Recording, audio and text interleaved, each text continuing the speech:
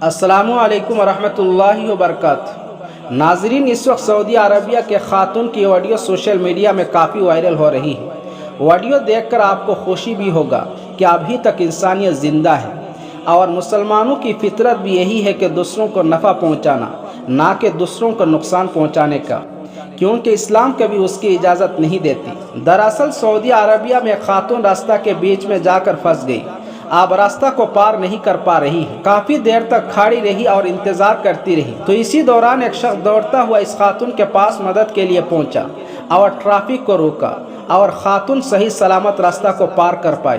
नाजरीन, इस ऑडियो की जानकारी के लिए हमने हयातुल मुशाहिर के ऑफिशियल अकाउंट और एक इंग्लिश अकाउंट को देखा, जिसमें इस वीडियो के ताल्लुक से लिखा, a man in Saudi Arabia stop traffic to help a woman cross the road. यानी सऊदी अरब में एक शख्स ने खातून को सड़क पार करने में मदद के लिए ट्रैफिक रोक दी।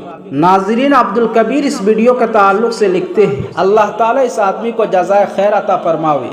दुनिया को ऐसा ही होना चाहिए, उम्मत को एक दूसरे के लिए होना चाहिए, क्योंकि खिदमत मखलूक खुदा के ज़रिए दूसरों को नफ़ा पहुँचाना इस्लाम के रूह और ईमान का तकाजा है।